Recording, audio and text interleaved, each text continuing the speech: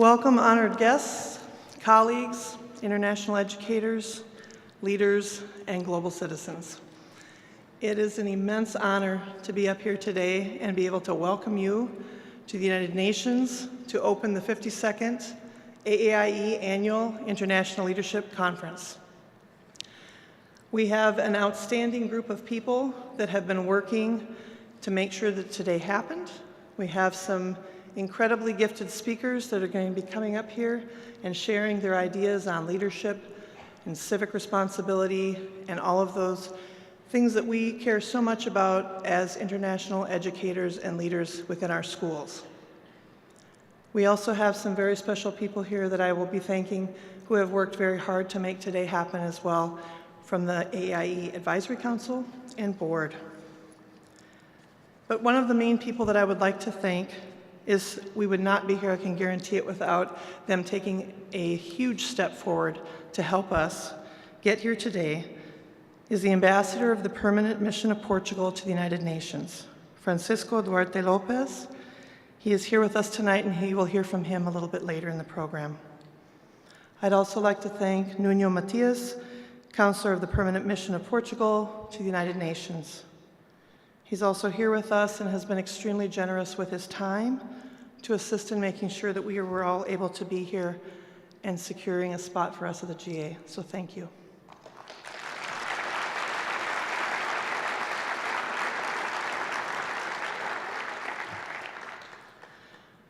A person also that has been extremely helpful and my right-hand person for this event is Jeremy Burke from UNIS. He has given countless hours to get us here. Sal Guy, who is the interim head at UNIS, I thank him as well. A host of music teachers and other people, Mike, the moving guy. Just a wonderful crew at UNIS. Parents have been outstandingly generous with their time, and you're going to hear some beautiful music from their students a little bit later in the program. So I'd like you to give a hand for UNIS. They've also been an outstanding partner in this. Thank you for being our 52nd host school. Last but not least, I would like to thank the AAIE Board for the opportunity to support what some thought was a bit of a crazy thought, to have our conference here at the UN, and the outstanding members of the Advisory Council and Board that were on our 52nd Conference Planning Committee. They put in a lot of time. Please check them out in the program and thank them personally at some time this week. I would be very appreciative of that myself. Today's conference, I think, is important. The opening that we have, the topic that was chosen by the committee, because it's such a timely one for the world we live in today. We all care about children growing up in a world where they care for each other, where they care for their world around them, where they take the extra step to make sure that their neighbor is safe, is educated, and is well. And that's what today's meeting starts off with, speakers that we have coming in. They're people that have worked many, many years in research, in providing curriculum for other schools to do that, bringing in digital citizenship and how we connect when we're not physically together, but we're connected globally. We also have some people that have been working their entire life to forward international education, who you'll hear a few words from today, and you'll hear more from them later in the week. At this time, to move forward, because we are on a tight schedule, I would like to welcome up Kevin Glass, our board chair, who is the current head of school at Atlanta International School, to welcome you from the board.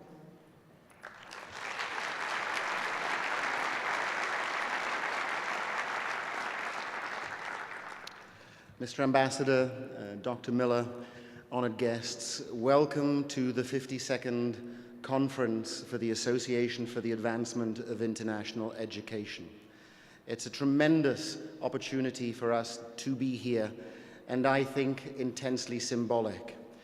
Downstairs on the wall, there is a saying: one child, one teacher, one book, and one pen can change the world.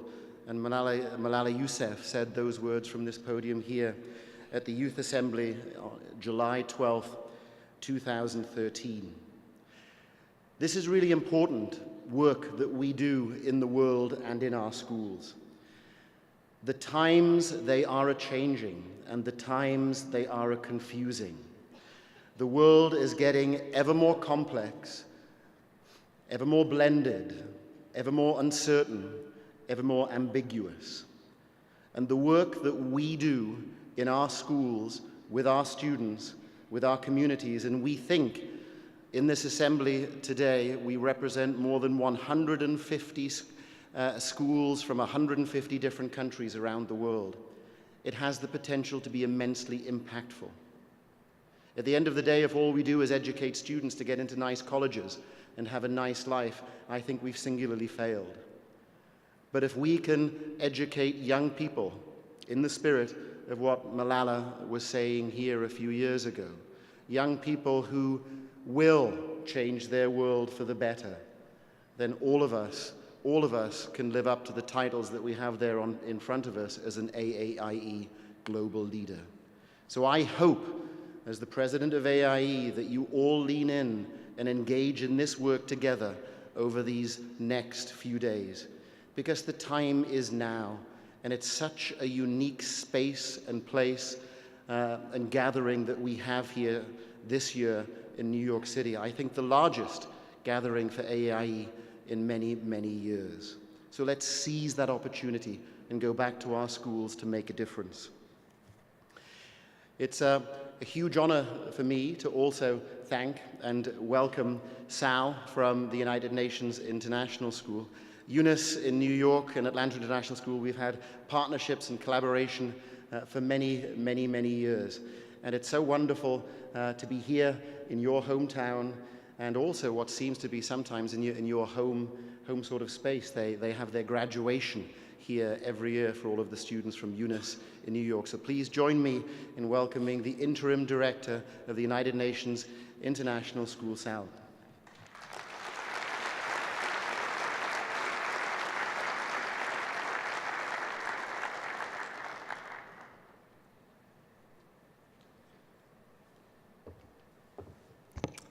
Thank you, Kevin. Good evening, everyone. Excellencies, Kevin Glass, members of the AAIE Board of Trustees, our Executive Director, Yolanda Murphy, honored guests, and educational leaders from around the world, and of course, our Excellencies from the Government of Portugal. Welcome to New York City, and welcome from the Eunice community, whom I have the pleasure of representing tonight, a dynamic learning community representing over 130 nationalities and 95 mother tongue languages. As Kevin said, I'm Salvador Uy. I'm the interim executive director. I'm a parent of 2 high school boys at Eunice and a proud graduate from 1983. As Eunice's motto, "A better world," implies, we as a school, created under the auspices of the United Nations, take as our goal the support and encouragement of our learners to lead the global village to greater peace, prosperity, and understanding. This is Eunice's 70th anniversary year, a major milestone I am proud to celebrate as both executive director and alumnus, and to share with you tonight. Eunice has been from its earliest days in the center of the development and spread of international curriculum and education, and in partnership with many of you here tonight. We're extremely proud to be one of the founding IB schools and to have had the tremendous privilege, since graduating the first IB diploma recipient, of holding our commencement in this historic hall and this august chamber. Finally, it is our honor to be the host school for your conference this year for the Association for the Advancement of International Education. I don't think we could have fit you all in our theater, so I'm glad that the General Assembly was available. And so welcome to the opening plenary here in the General Assembly Hall. We extend our deepest thanks to the generosity and vision of the Permanent Mission of Portugal for sponsoring this event. Specifically want to acknowledge the roles of Ambassador Francisco Duarte Lopez, Councillor Nuno Matias, and one of our own parents, Magda Baquil. They guided AAIE and UNIS through the process and championed this gathering of renowned international educators here at the UN. It's now my pleasure to introduce the permanent representative of Portugal to the United Nations, Mr. Francisco Duarte Lopes.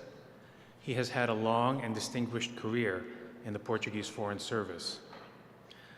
Ambassador Duarte Lopes has previously served as political director and as Director General for European Affairs, as well as Chief of Staff to the Secretary of State for European Affairs in 2011 and 2012. He has also been the diplomatic advisor to the Prime Minister. From August 2005 until September 2009, Mr. Duarte Lopes was the coordinator at Portugal's permanent representation to the European Union, where he was previously counselor in charge of institutional affairs. Prior to that, he served as advisor to the Secretary of State for European Union Affairs. He has headed the ministry's Human Resources section and served as Chargé d'Affaires at Portugal's embassy in Denmark. A career diplomat, he began his professional service as an attaché in the Foreign Ministry's consular section before being posted to Pakistan. Please welcome His Excellency Ambassador Duarte Lopes.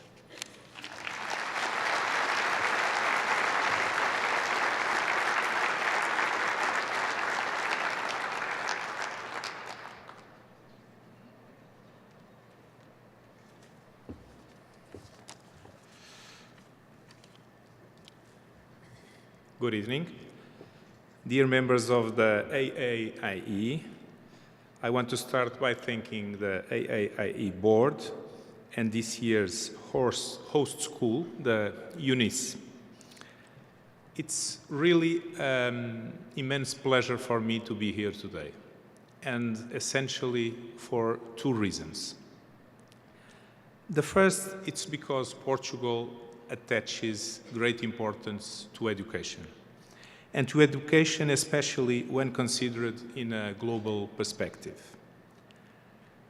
My country is directly involved in different initiatives that deal with the challenge of ensuring education for all in today's changing circumstances, including the possibility for refugees to continue their schooling in the countries that receive them. We all have to deal with change. Since long, Luís de Camões, the 16th century Portuguese poet, said that the world is composed of change, which forever takes on new qualities. And as I quoted Luís de Camões, let me remind you that Portuguese is a global language with more than 250 million speakers. It is the most spoken language in the Southern Hemisphere and one of the 5 most spoken international languages. But let me refer now to the second reason why I'm so pleased to be here today with you. And this one is more personal. My wife is a teacher, and actually, she worked in some of the schools represented here today. From her experience and from her dedication, I know that beyond the quest for excellence and knowledge, the main challenge of teaching is coping with each pupil's needs, and every student is truly unique. International schools face a double challenge, because each of your students adds to the inspiring human uniqueness his or hers need to feel included, to feel accepted in a new environment, in a new country, in a new culture, because they were forced to change, in this case because of their parents or by their parents. My children attended international schools in 4 different countries. In all of them, I have seen an exceptional commitment in tackling these especially hard challenges. A sharp eye to spot every individual need beyond and together with the needs of the entire community. Let me borrow the motto of one of the schools my children attended: all included, all challenged, all successful. To picture in a few words this difficult task that you are all facing. Our children have profited from this ambitious motto and from its implementation. And so did we, as parents, and so as educators. And our children can say today that change was positive for them, precisely because they were included, they were challenged, and they were successful in international schools. Thank you and best wishes for your sessions.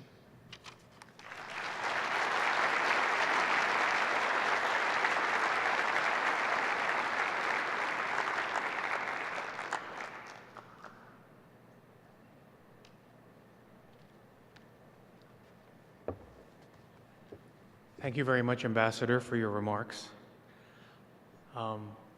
Just wanted to mention to all of you to think of yourselves running your conference today, I'm going to say 40, 45 years ago, and running your own conference, inviting participants from around the world. That's what happens every year with our UNIS UN conference here at the United Nations, which we're very privileged to have as part of our experience, our educational experience for our students.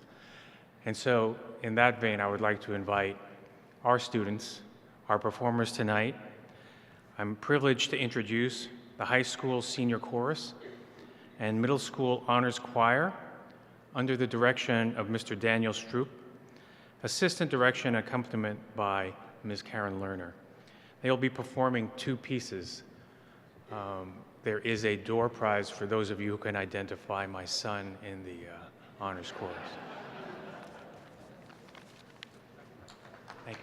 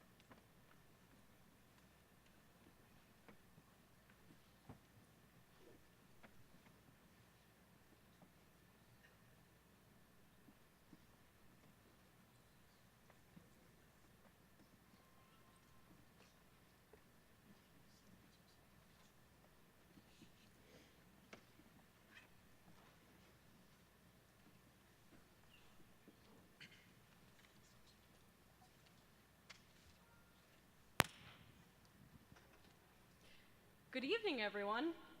We are the United Nations International School Senior Chorus and Honors Choir. We are delighted to perform two pieces for you, composed by the contemporary composer Jim Papoulis.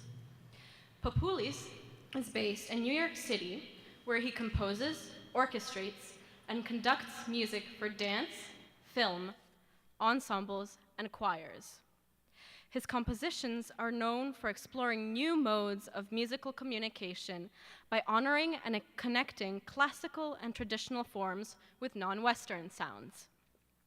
The first piece, Imbakwa, is a world music piece with text in Swahili. Imbakwa literally means "we have a right." It was written for the score of a film about an organization benefiting orphans in Tanzania. The organization, called Tuna Haki, uses the arts to empower children to have the future they deserve. The second piece, Gnothi Safton, uses text and words that urge young people to know thyself, seek beauty, freedom, and justice, and celebrate virtue, prudence, courage, and life. The text translation is: know thyself, bliss, hello knowledge, hello wisdom, beauty, holiness, prudence, courage, moral virtue, justice. I know I am alive. Give me justice. Give Me Life. We hope you enjoy.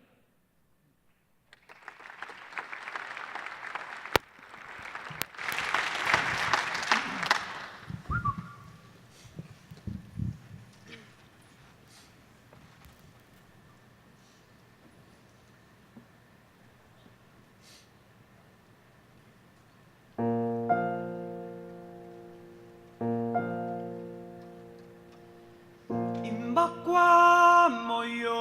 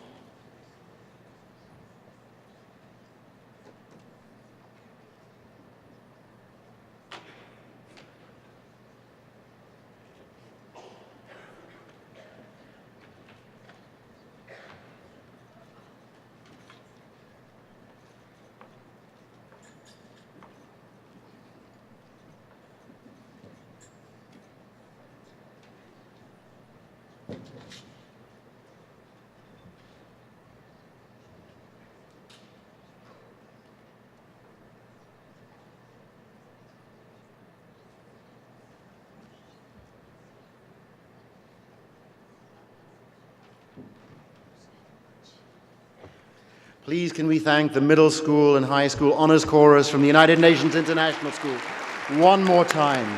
Magnificent.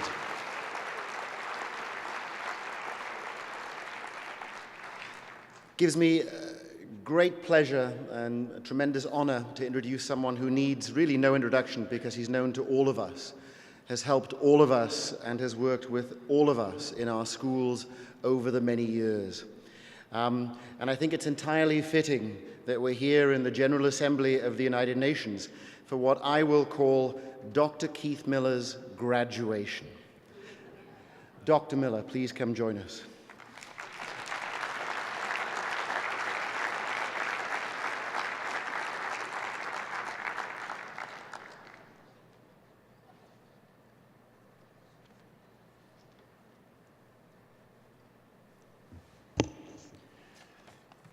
What an extraordinary honor it is for me today to stand on this most iconic and important podium, one of the most important in this world. And what an honor it's been for me to participate in opening the AAIE conferences for the past 21 years. And as somebody said, all good things come to an end. And so this is my last farewell opening. I'm sad to say to begin that I must recognize that this past year we lost two giants in our profession, Ernie Menino, the founder of AAIE, and Elsa Lam, our stalwart leader for so many, many years. I will speak tomorrow at an event honoring Ernie, so we'll save my words about him until then. But Elsa Lam also exemplified the very best in international education, beginning as a teacher in the United States and going on to work in international schools, eventually becoming director in Barcelona, Asunción, and Managua. And during those years, she was a staunch member of AAIE, and she had a stellar resume, but the resume doesn't quite catch her essence. Elsa was sensitive and tough and thoughtful and compassionate, single-minded when need be, competent and decent, always decent. She was able to blend all of those qualities into a remarkable personality that made her a loyal friend and an extraordinary leader. And much more, I know, will be said about Elsa during this meeting. I just want to say now that there are many, many people in this world today who are so much better off because Elsa Lam graced this earth. As I stand here this evening, the overwhelming thought is what a great good fortune I've had to have kind of stumbled in to the magnificent profession of international education. As a matter of fact, how fortunate we all are to work with and in the finest schools of the world where educators can truly roll up their sleeves and have a positive impact on students, and students who not only will go on to higher education, but will become literally the next generation of leaders. What joy to work in this world, and what a pleasure and honor it is to know that we are playing some role in shaping the future of this world. And then there are the extraordinary individuals who gravitate to our profession, bright, competent people with a great sense of adventure and a desire to make this a better world. It's been persuasively argued that America has benefited enormously as a nation of immigrants. Extraordinary people who uproot, leave home, and take up life in other countries, and it's occurred to me that this concept applies to us. We are a profession of immigrants. We band of brothers and sisters, we kindred spirits in this room today. So this is why it's such a joy for me to participate in our annual AAIE meetings, because there are just few other places in the world where we feel this much at home and this much understood. So on that note, at my 42nd consecutive AAIE meeting, I will close out a career that's brought me so much happiness over the years. And if I may diverge from the script for 1 minute, speaking of happiness, I want to recognize the person who has contributed most to that happiness for so many years, my partner, Kay Tabara.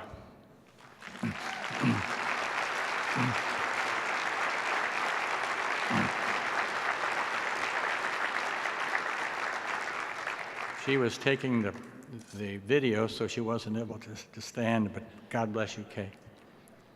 Now, tomorrow I'll be back on the stage again to honor the memory of Ernie Menino and introduce the new director of the Office of Overseas Schools, Tom Shearer.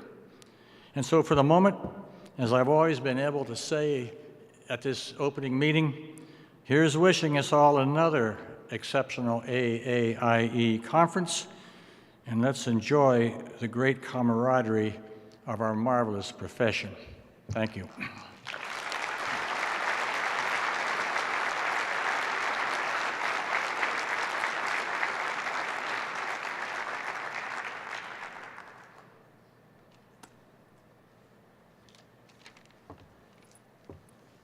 Thank you, Keith. It's a pleasure to now introduce the leader of ISS, a longtime AAIE partner and conference sponsor. Liz Duffy is the president of ISS and former head of the Lawrenceville School and several foundations. She'll be introducing our trio of speakers this evening, who will be setting the stage for the diverse views and important conversations that all of us will be participating in over the next few days. Please welcome Liz Duffy, president of ISS.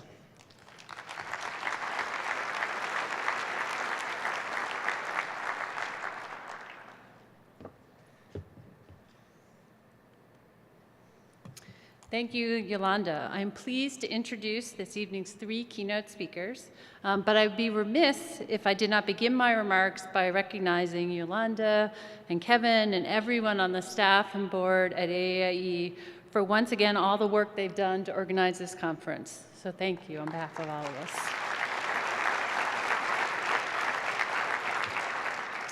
I'm privileged to be here this evening as the president of International School Services. For over 60 years, ISS has provided comprehensive services to both international schools and international educators. Apropos of our location this evening, our ultimate purpose is to support your efforts to inspire and prepare the students whom you teach and mentor to become global leaders. Our fervent hope is that graduates of international schools, including all the schools represented at this conference, will use their global educations to resolve the many complex issues confronting our world, and that the alumni of your schools will help stem the nativism, division, and suffering across the world.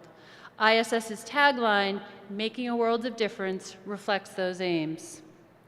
The location of this keynote session in the General Assembly of the United Nations is especially meaningful to us because our founder, Arthur Sweetser, worked here before establishing ISS.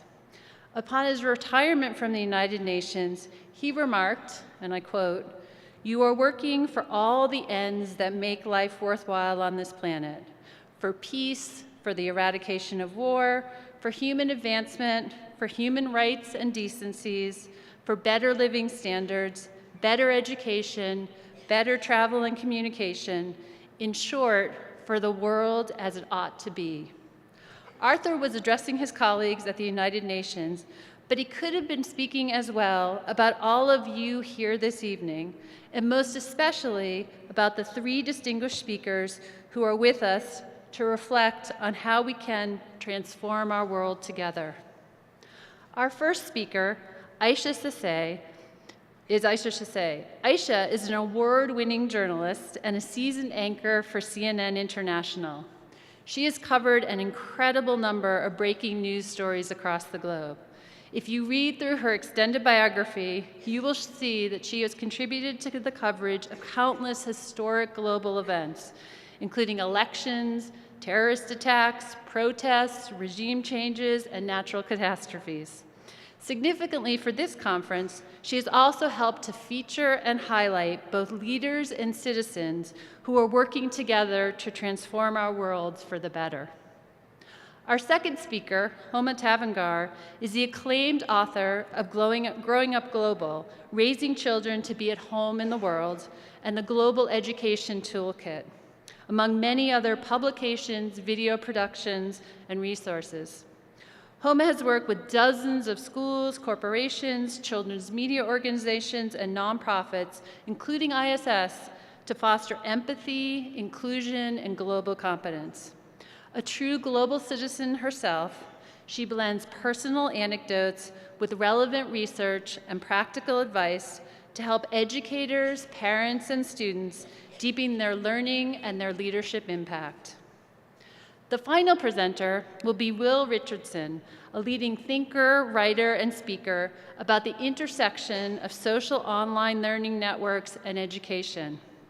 After more than 2 decades in the classroom, Will recognized that the ubiquity of technology meant that both students and faculty could have much more control and agency over their learning than ever before.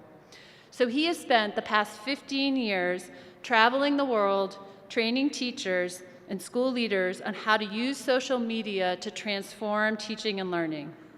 I've been the beneficiary of that training, so I can assure you that Will's remarks tonight about the opportunities and challenges of schooling in our networked world will both provoke and inspire you. Please join me in welcoming 3 leaders who are truly making a world of difference by working with others to transform our world. The first to speak is Aisha Sasay. Thank you.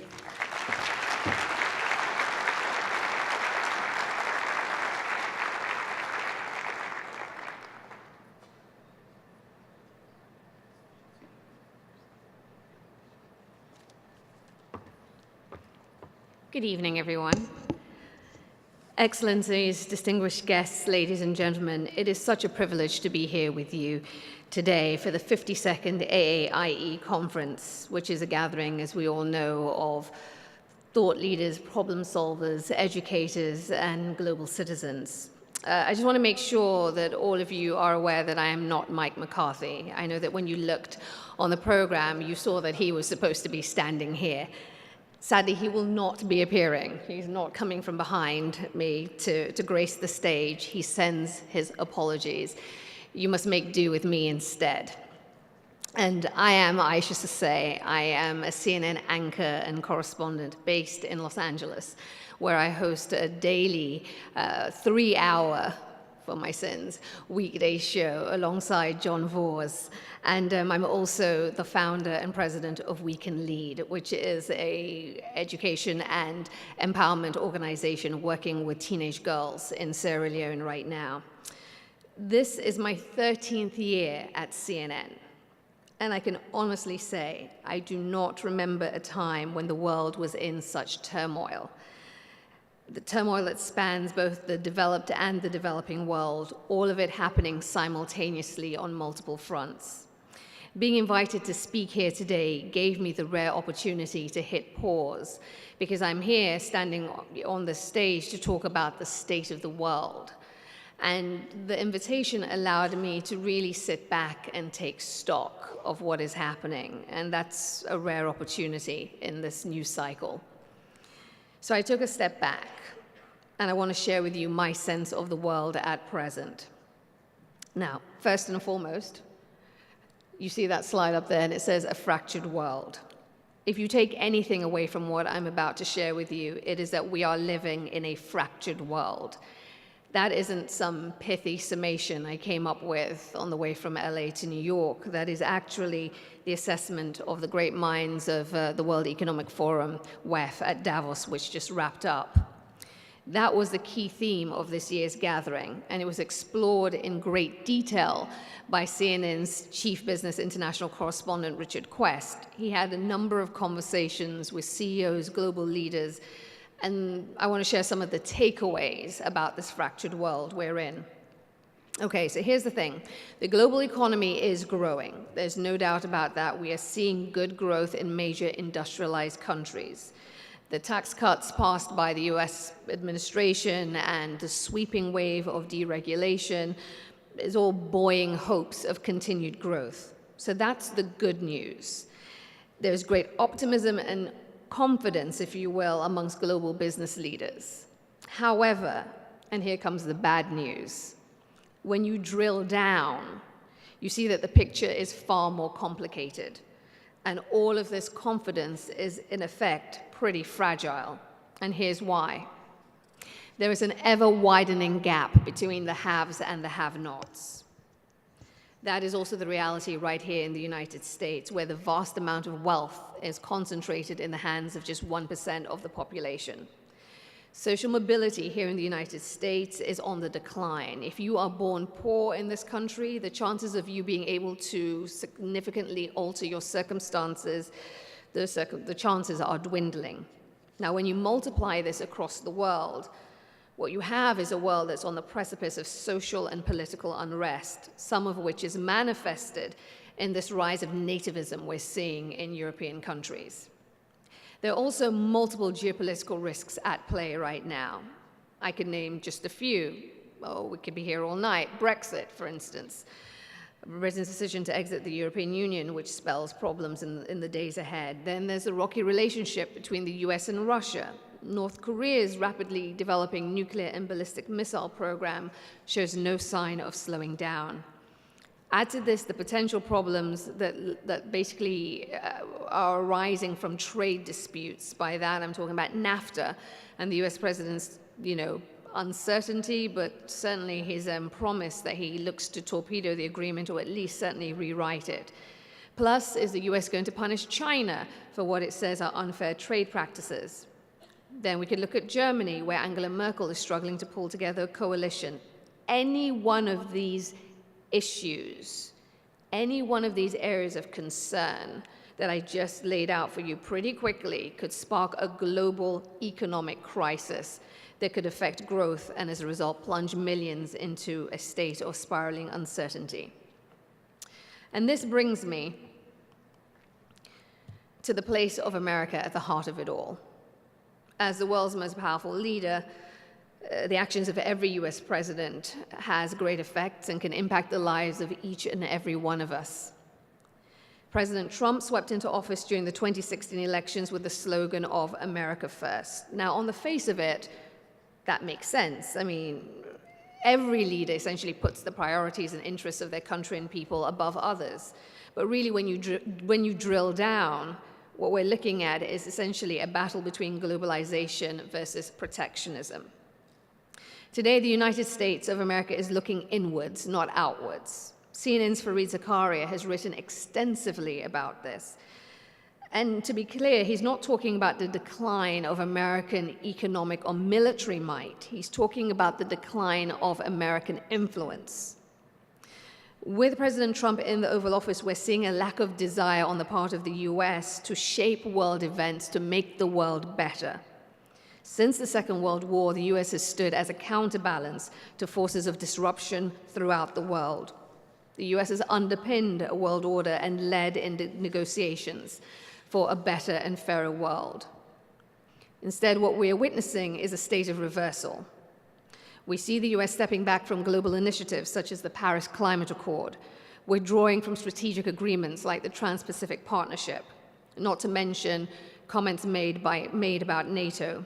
One could argue that the US no longer values alliances and sees relationships with other nations purely on a transactional basis. One could argue that the US no longer sees the world as we no longer work in an order where the US has friends and allies and merely nations to do business with.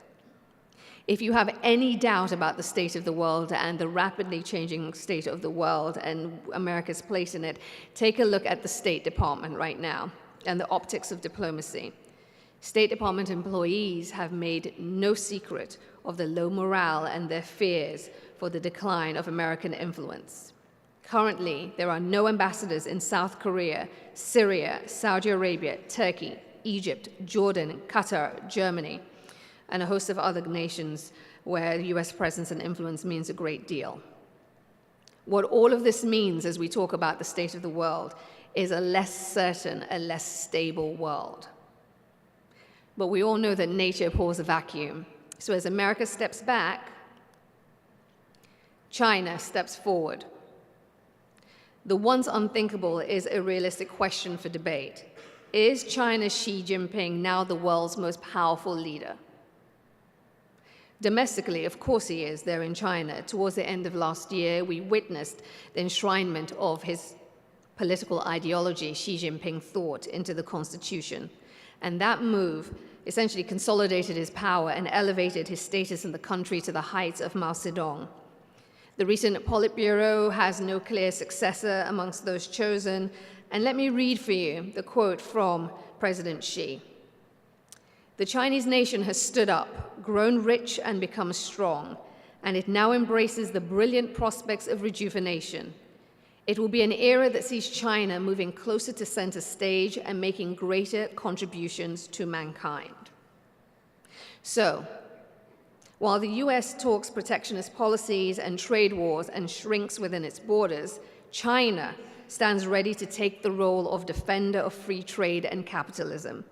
It champions globalization and the pièce de résistance in all of this. China embraces the Paris Climate Accord. Ladies and gentlemen, this is the New World disorder.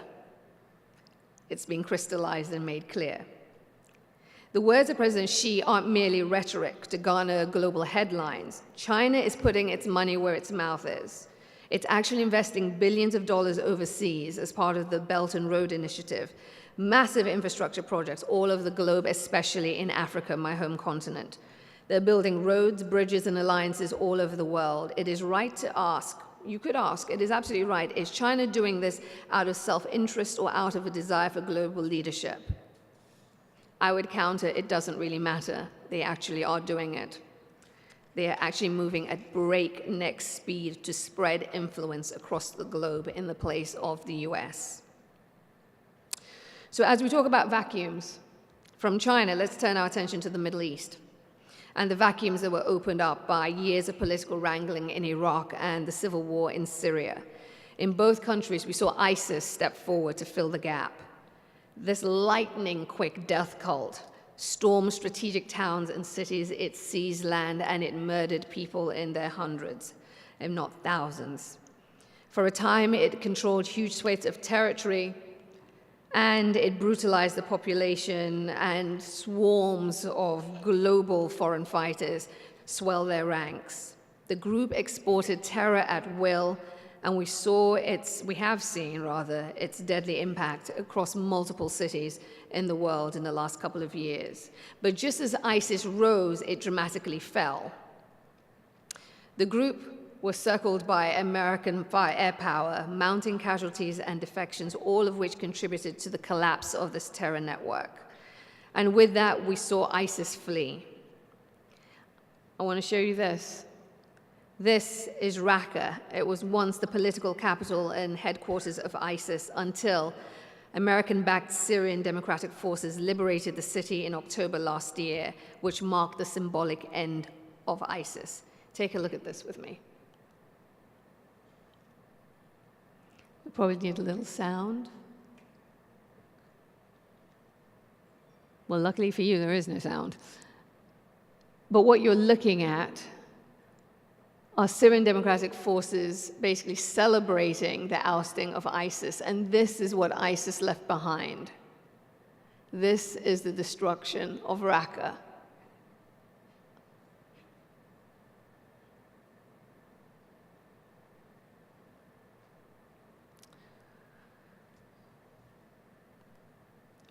So what you have there is a city that has been decimated, and you have ISIS on the run, but we would be foolish to count them out.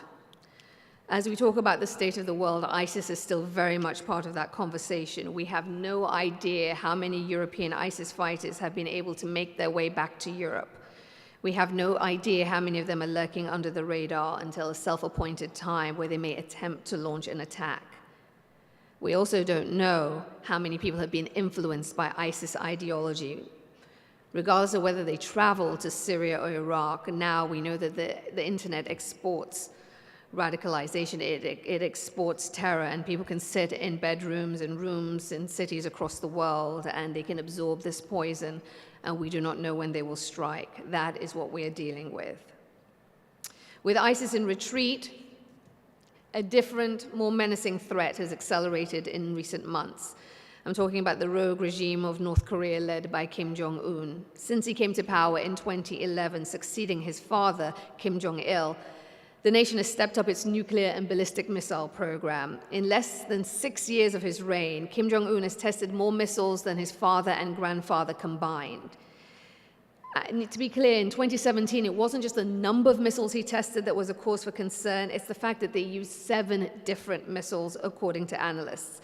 Their sole nuclear test, which came on September 3rd, when I was actually on air, dwarfed all previous tests. The headline here when we talk about North Korea is that US intelligence concluded last year that Pyongyang has crossed the critical threshold of being able to create a miniaturized warhead small enough to fit inside a missile.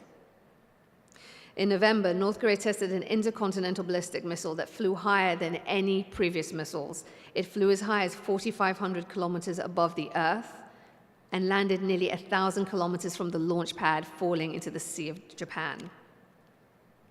The US Defense Secretary confirmed it went higher than any previous shot they had taken. Make no mistake, ladies and gentlemen, we face the greatest threat to our existence since the Cuban Missile Crisis of 1962. At the center of all of this, these two. The chief protagonists, 2 very unpredictable leaders with outsized egos and a way with words. The fate of the world is hanging in the balance while these 2 men swap diplomacy for a war of words. You may remember President Trump drawing a red line and warning North Korea to back off from saber rattling or face fire and fury like the world has never seen. The president's remarks drew an immediate reaction from North Korea, who said that they were basically going to re-examine a plan to launch an attack on Guam, a US territory which lies some 2,000 miles away.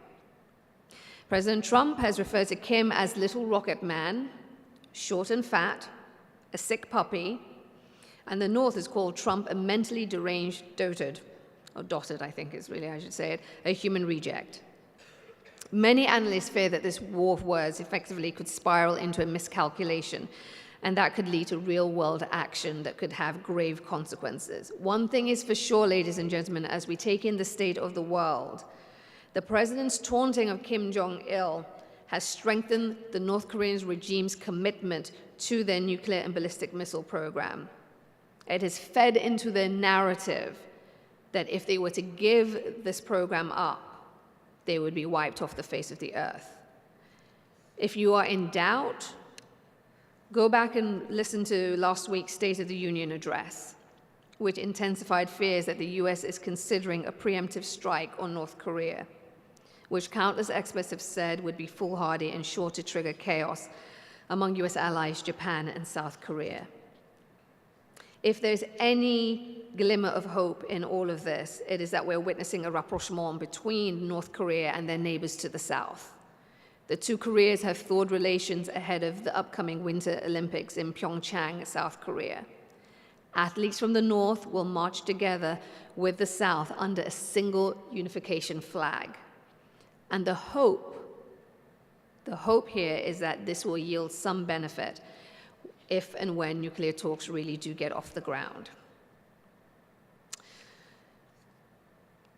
I wish I had much better news to tell you about the world, but sadly, it is in a pretty bad state. And I want to talk to you about one of the most pressing cases of human suffering taking place right now.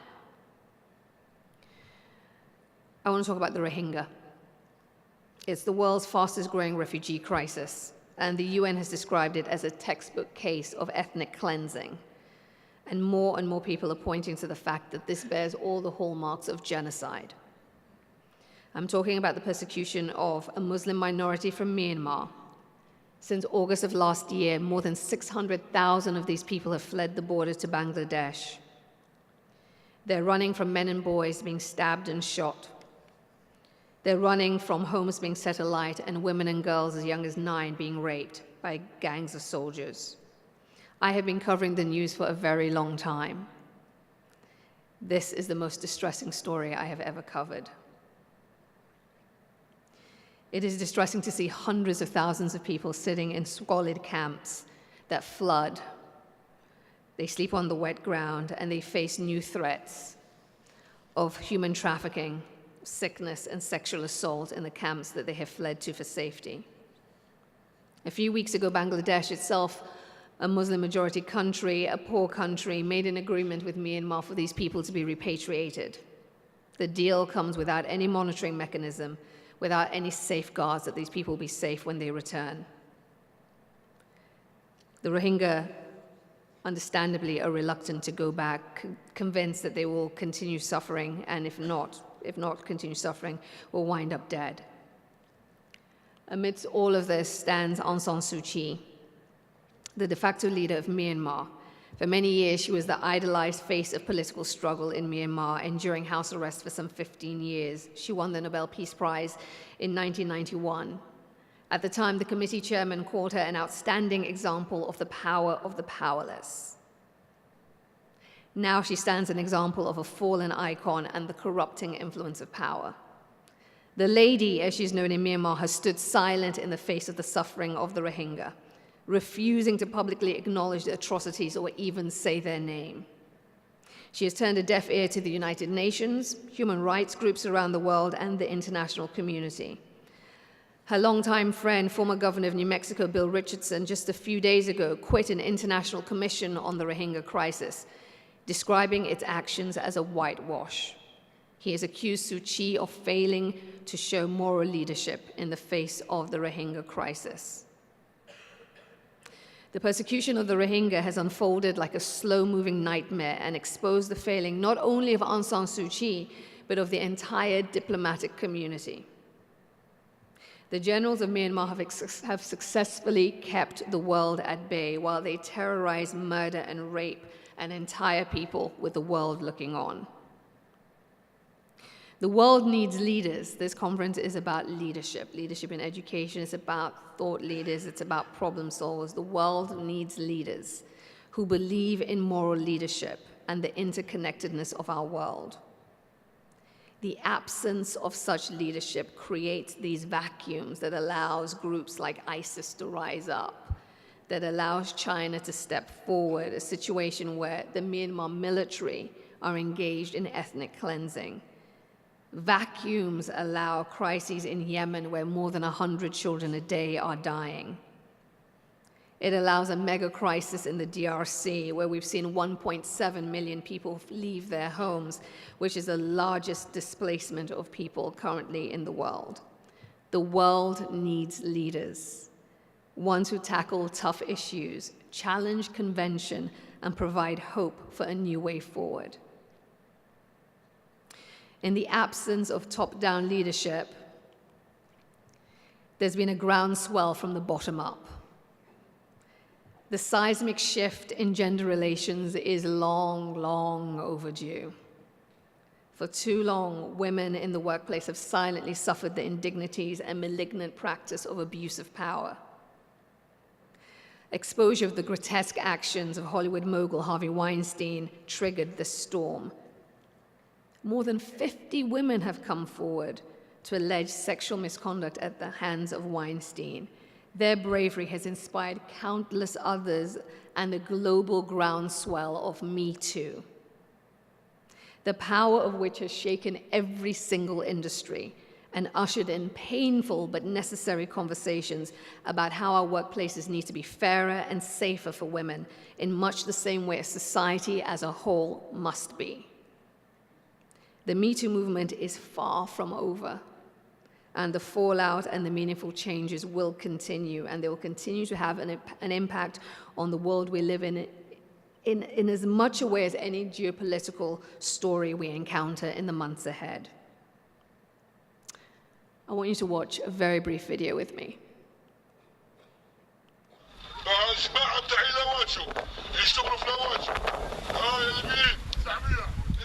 A man addressing an unseen crowd. Big, strong boys for farm work, he says. 400,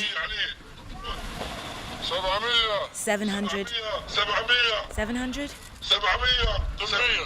800. The numbers roll in. These men are sold for 1,200 Libyan pounds, $400. You are watching an auction of human beings.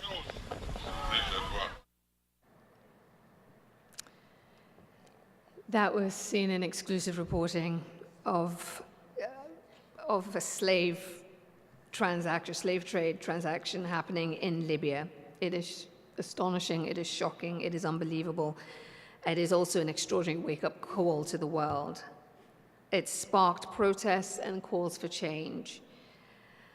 Libya itself is in the midst of its own catastrophe, effectively without a fully functioning government, so it's unrealistic to expect the Libyan government to mount an adequate response. It will come down to us advocating and putting pressure on our governments to ensure we see change. I'm out of time, but I do want to show you this very, very quickly. For 6 years, CNN's Freedom Project has looked to spearhead the fight against modern-day slavery. Now that fight goes to a new level, and it hinges on this simple question: what does freedom mean to you? Freedom means to me a life without persecution, a life without slavery. It means being able to live a life free of exploitation. That you have the right to do what you want to do, not what anyone else wants you to do. Freedom to me means being able to own my body and my actions. Living with my family and having the opportunity to study. This is about the energy, the passion of children all around the world. And in fact, social media has been a big part of their efforts. In fact, 7,500 tweets with the hashtag #MyFreedomDay in just 24 hours. And as these students discuss what freedom... I wanted to give you a taste of My Freedom Day and to say thank you, because this organization and many people in this room were a key part of our first My Freedom Day. Thousands of children from hundreds of schools were part of it, and they spread the message and helped raise their voices to end modern-day slavery.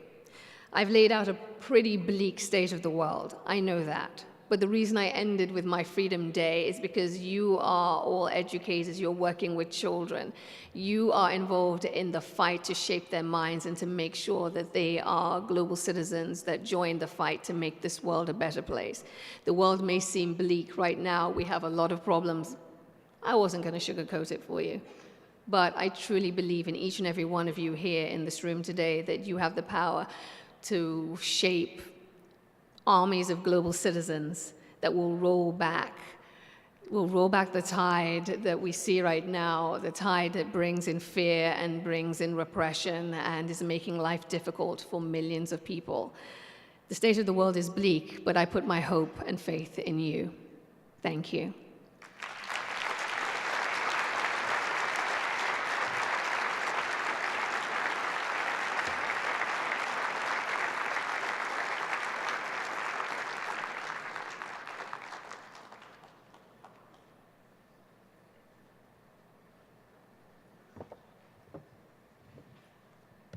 Good evening. Thank you so much for having me here to join this distinguished group in this esteemed spot.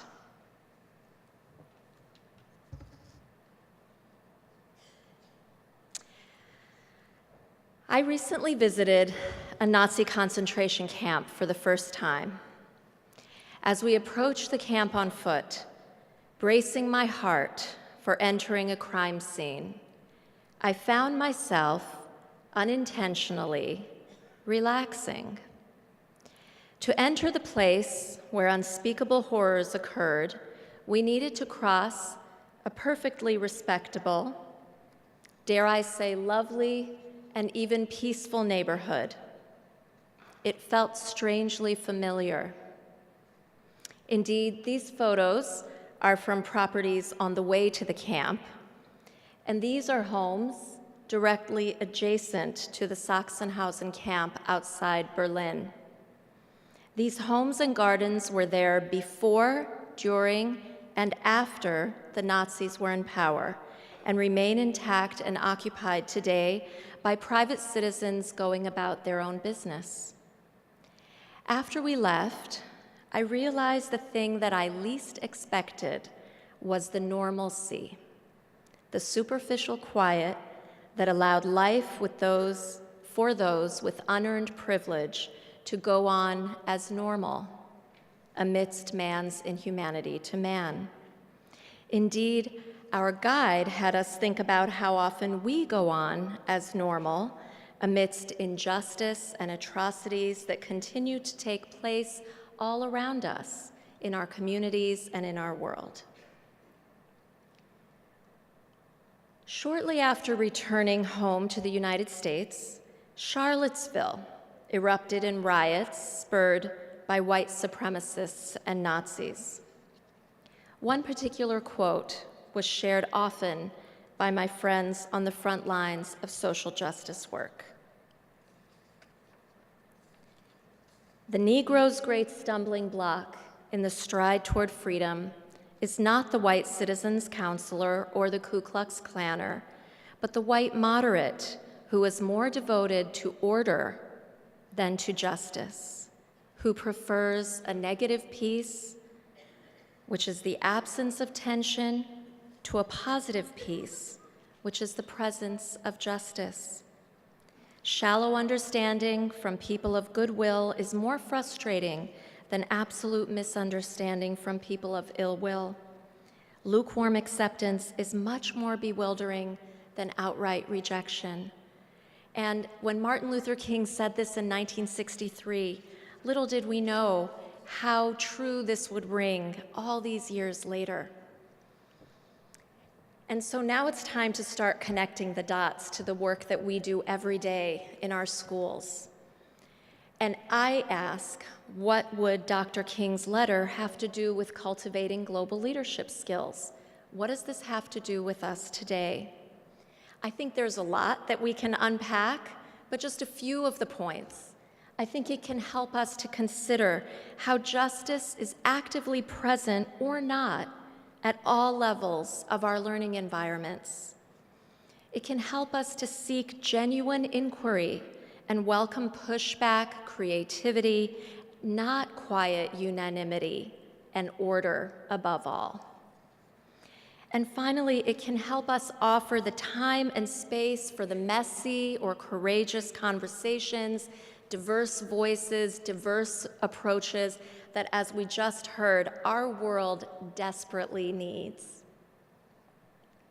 In fact, going back to the Davos World Economic Forum that just passed, I was fascinated to read by one of the journalists that I respect most, Nicholas Kristof, who's won 2 Pulitzer Prizes. He's been with the New York Times for over 30 years.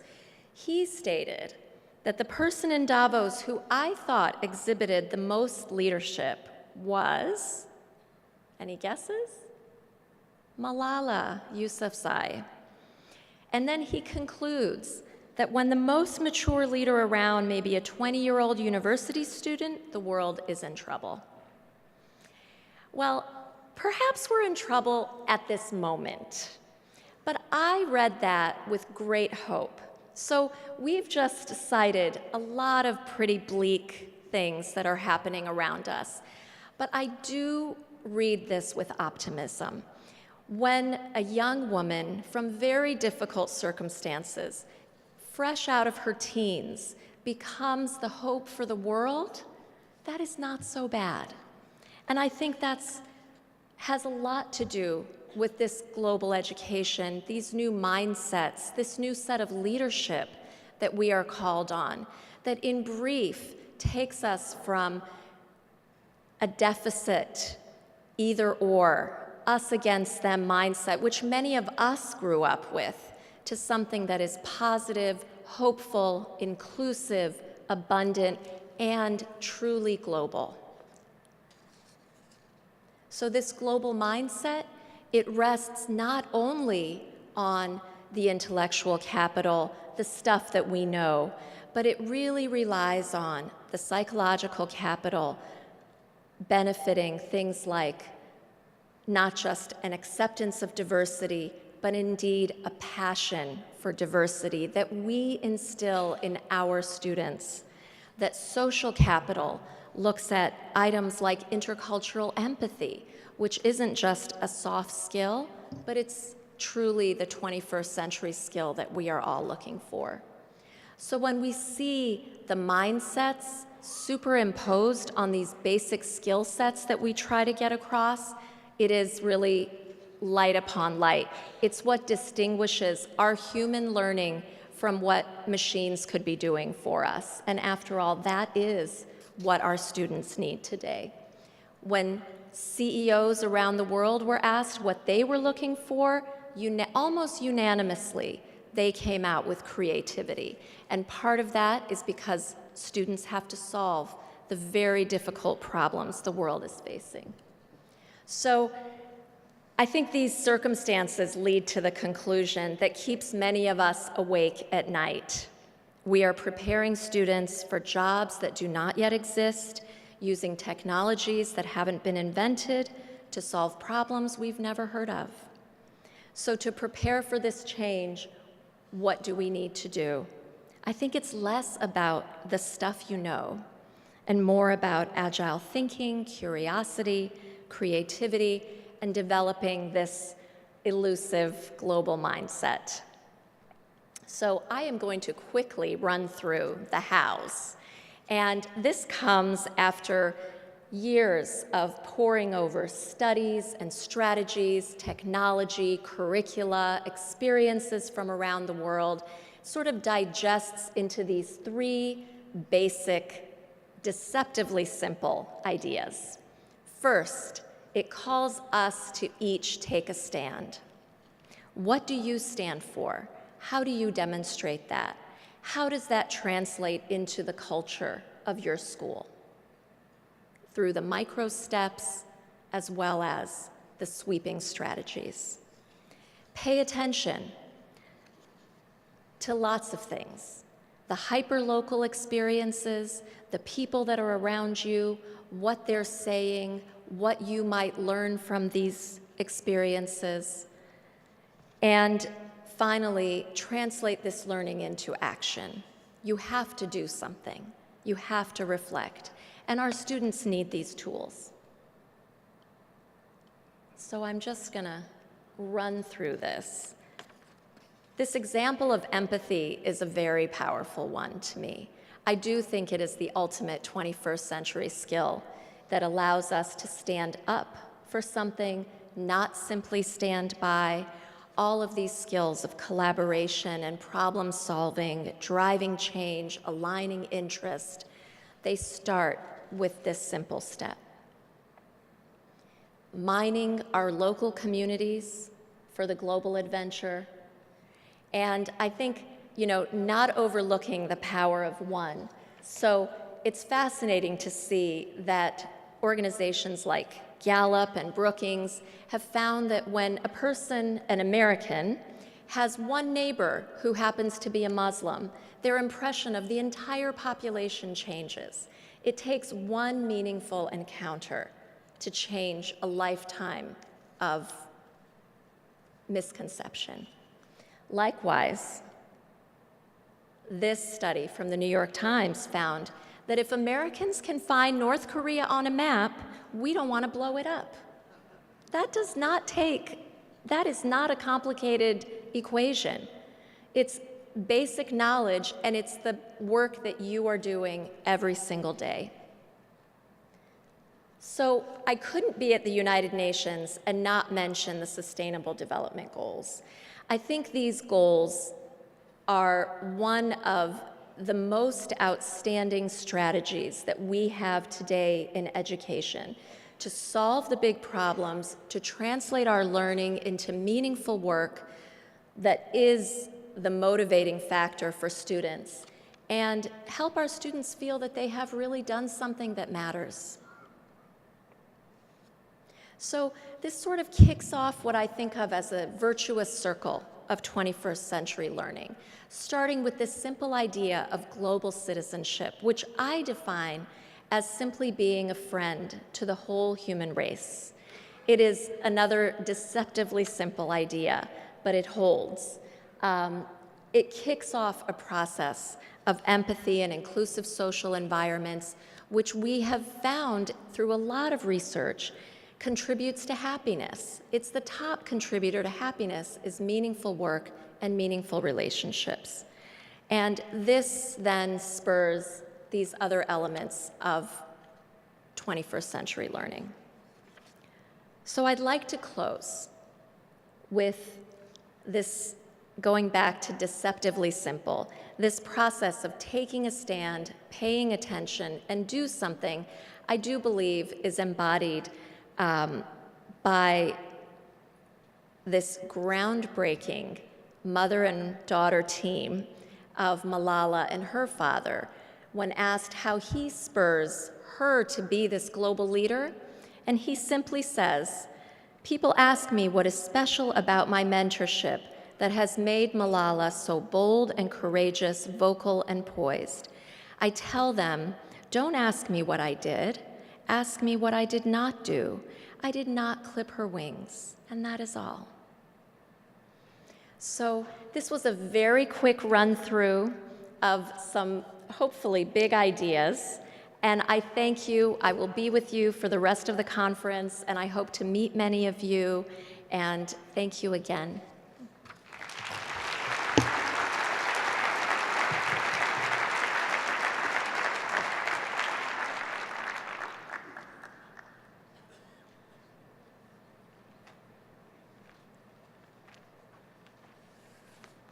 Good evening, everyone. I don't have a bucket list, but if I did, this would definitely be on it. I am so pleased to be here tonight and thankful to get a few minutes to share with you a little bit of a vision of the world that I think will challenge you. I have a challenge in front of me right now because I've taken a 90-minute presentation and squeezed it into 20 minutes, and now I'm going to deliver it in 10.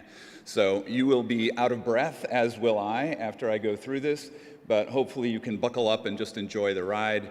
And you know where to find me, or if you don't know where to find me, I'm easily found online. So if you have questions or anything else, please feel free to follow up with me at some point in the future. We have a challenge, you have a challenge, and that is that you happen to be educating at probably the most disruptive moment ever in education. There has never been a moment where learners have more agency, more power, more choice, more self-directedness than this moment, and that is the biggest disruption in the history of education. I don't think there's any argument around it. You know, we now teach in schools and lead in schools that are increasingly not following the traditional narrative. We were built on this idea of scarcity that said, if you wanted to learn algebra, you had to be here in this particular classroom with these particular kids who are your particular age, from your particular neighborhood, to be with this particular teacher and go through this particular curriculum at this particular pace and be assessed in this particular way. That was pretty good. Thank you very much. I'm done. No. But the reality of it now is that we live in a world of abundance. Algebra is now everywhere. We look online and there are, the information and knowledge that we see online now is incredible. And I'm not suggesting that it's all good. It's not. You know, we've heard already tonight the challenges of a lot of the information. You need a really good crap detector today in order to navigate the world successfully. And you also have access to about 5 billion people by the end of this decade. And I look at this picture and I think these are potentially amazing teachers, and I know that from my own life, people I've connected to around the world, around the things that we share a passion for. And it's been an amazing, amazing, amazing learning event in my life, and also technologies that are just ubiquitous, and they are everywhere. And this is very discomforting to a lot of people. And it's happened very, very quickly, but I would argue for many of our kids, this is now the place where they learn more about the things that they care about and the things that they want to learn more about in their lives than what happens in school. And that's not an indictment on you or what you're doing. This is just a shift in reality that I think as leaders, we have to begin to understand at a deep level. Learners can now learn just about anything they want, anytime they want, anywhere they are, when whomever they can find, and that is not the reality that your schools were built on. It's simply not. Now, we have some other challenges too. Number one, we don't share a lot of common language around these things. The way that people over here might define success might be different from people in the middle, and achievement and all the rest. And we don't really talk about these things very clearly or coherently. But the biggest word that we struggle with right now is learning. I've gone to so many schools where I will walk in and I will ask 10 different people, how do you define learning? What is it? And I will get 10 different answers, if not 12 different answers. And there is very little coherence around that word, yet this is the most important word in our work, without question. If we are in places where we do not have some articulated, clear, coherent language around what learning is, what are the implications of that for our kids? You know, Seymour Saracen, I don't know if you've read this book. Anyone read this book, by the way? A couple people. Seymour Saracen wrote a book, and this was the title, And What Do You Mean by Learning? And his point was, if you don't have a coherent definition around this, not much that you do is going to make a difference in the long term in terms of change. And I love his definition. He says, productive learning is learning which engenders wanting to learn more. Absent wanting to learn more, the context is unproductive. And I would bet that for every person in this room, the thing that you have learned most powerfully and deeply in your lives are things that you have wanted to learn more about. I don't think there's a person in this room who's an expert at something they find boring as all get out. And yet, when we think about this in the context of schools, this is a challenge. You know, Liz is here.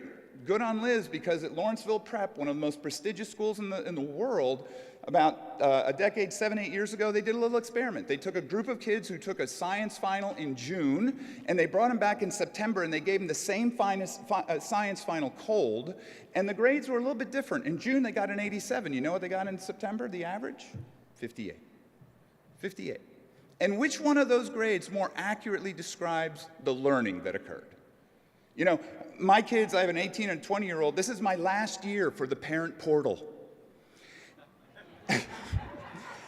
And it's a really interesting exercise to go into the parent portal often and look at the grades and go, I have no idea what my child has learned. I know what my child has done in terms of taking tests, doing homework, being good at school, all of that. But this is a reality. We are not clear on what learning is. The other thing that I find really interesting is that there's this huge gap between what we know about learning and what we do in schools. Over the last 3 years, I've gone around the world. I've asked this question to hundreds of thousands of people, literally, and I'll tell you what they say every single time when I ask them, what are the conditions for deep and powerful learning to take place? Here's what they say. It requires passion, an authentic purpose. It's not constrained by time. It's a safe learning environment, you know, a positive learning environment. Everybody says this. Everything that I'm sure in your brains right now when I ask you what are the conditions for deep and powerful learning, that's probably something on this list. Now I'm going to show you a list of what people have never, ever, ever, ever, ever, ever said when I ask that question. Never. They never say this. Yet, most of the places that I go, when I turn the corner, I look in classrooms, guess which side schools are living in? Primarily to the right. Why do we do this? Why do we believe one thing but do another? I find that fascinating, and I think that's an important question that we have to ask. Now look, here's the opportunity this moment. It's not just the opportunity for individual learners, it's opportunity for us as schools as well. It is in schools doing work that matters for global audiences, building cultures of learning where kids are doing authentic stuff, real problem solving, and have agency over the things that they do, and they leave us every day wanting to learn more. Because if they leave us every day wanting to learn more, then we know that is productive learning. They are learning. And it looks amazing. 7-year-olds who are podcasters. If you haven't listened to the Show of Science, Nate is one of the best podcasters I've ever heard. And you should listen, you should play Nate's podcast for your science kids. He is infectious. Or basically an 18-year-old kid who was born without a forearm and is making prosthetics from 3D printers for other kids who have the same challenge. A girl who wants to write a book about coding, can't find a publisher, so goes on Kickstarter, asks for $5,000, gets $17,000, publishes the book, and now you can go and buy that book. And you can learn how to code, because a 12-year-old girl self-published in this world. Or my favorite story, I'm going to skip that one, my favorite story is a 17-year-old in India who was so upset by all the attacks that were happening in his community that basically he created a shoe, which if you're wearing it and you kick your attacker, it will electrocute him. And when you read how this child went through that learning process, he said, it was an uphill climb. I taught myself programming. My prototype failed 17 times. I faced electrocution twice. My friend developed a nosebleed. This was not easy, but it was passion. It was a problem that he wanted to solve. And at the end, he says, I felt like a superhero. Why can't we do those things in schools? Why can't we allow kids to pursue what they care about and do amazing things in the world? This is our opportunity. So it is. What do you believe? How clear are you? How are you articulating it? How coherent is it in your school culture? Does everyone share a belief around what learning is? And if you don't, what are the consequences of that? And then the second piece is, how much do you know, really, about how the world has changed, about what the affordances are in the world for learning now? This isn't just about technology. This is about what technology amplifies and allows us to do in profoundly different ways, but yet in profoundly valuable ways when it comes to learning. And how do your practices today reflect your beliefs and your understanding of the world? That's what we call modern learning. That's kind of the intersection of all those three things, and it's an important discussion, and it's an important work that I think you need to do. Toronto Peel School Board, just really fast, 150,000 kids, 7 years. They went through a process of developing this vision statement where they said, this is what we believe. Whoop, and there goes my PowerPoint. This is what we believe. And the second part of it is, here we go, this is what it looks like. This is this is how the world has changed, how our understanding of the world has changed. This is what it looks like in classrooms. Beliefs, contexts, practices. They all align. They all gel. So here are the questions, I think. With respect to HOMA, I don't start with how. I start with what. Questions like, what is the value of schools today in a world where all of your curriculum is online somewhere, where there are better teachers in many cases online because they share passions, because they have experiences that you can't replicate in physical space? What is the value? What is your reason for being today? If you're defining yourselves by a world of scarcity, I would suggest you need to have a conversation around that, because the world has changed. What do you believe? What do you believe about how kids learn most powerfully and deeply? How do you square this gap in your own lives, in your own schools? And what matters to you as a school community? What really do you care about now in terms of putting your kids out into this world that we've heard about tonight? What really matters now? And how do you know that you're succeeding at that? I'm going to skip this part really fast because there is change happening in New Zealand, British Columbia, and Kansas even. And basically, just I think this is one domino that if it falls, it's going to have huge implications. There are now 200 schools in the United States, and I think around the world, 200 prestigious independent schools that are going to colleges and saying to them, in 5 years, we are going to send you kids that have no numbers on their transcripts. Because basically, the grading thing is a broken tool. And if they succeed, and I believe they will, if they succeed, that is going to change the conversation around what we do in schools. There is no doubt about that. So if you want more information, bit.ly/mlmore. Be happy to share these slides, other information, but you can always find me online. I'm going to share just a quote from Seymour Papert, who is one of my heroes in the world. If you haven't read Seymour's Mindstorms, please go read Mindstorms. But success in the slowly changing worlds of the past was dependent on being able to do well what you were taught to do. But success in the fast, rapidly changing world of today is based on your ability to do what you were not taught to do. Can't tell you how much I appreciate this opportunity tonight. Thanks so much for having me, and have a great conference. Thank you.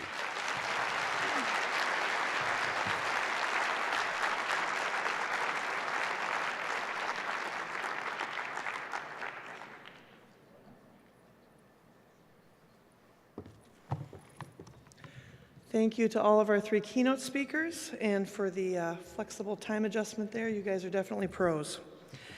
So tonight's 52nd opening, we have gathered as leaders united.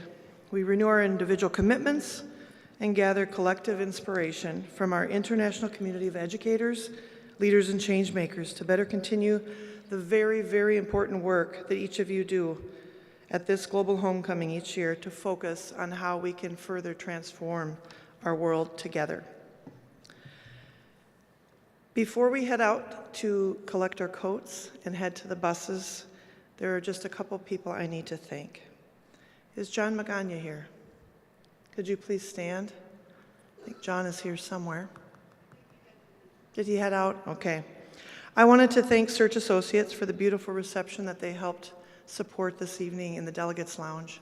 I think it was lovely, and we could not have timed the sunset better.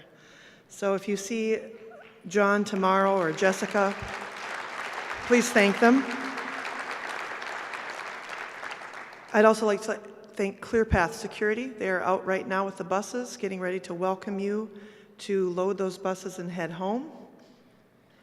I'd like to thank you for being here, and I'd like to thank you for what you do every day to help children within our world and families across our world feel at home. So our time here has run out. It's been wonderful. It's been great, but the security guards would really like us to leave at this point. So what I'm going to ask you to do is first look around your seat and please check that you have everything, that you did not leave any paper or trash. We are responsible to leave it as we found it. Then you should take your bags and coats and please exit out the sides, down the grand staircase to the entryway. They have moved your coats there. You can pick up your coat and you can head to the bus. And we will see you tomorrow morning if you are coming to the women's breakfast at 7 a.m. sharp in the Astor Ballroom. Otherwise, we will see you at the opening session at 8:30, where we will be celebrating innovation. Please do check your programs tonight, and we'll see you tomorrow. Have a wonderful evening.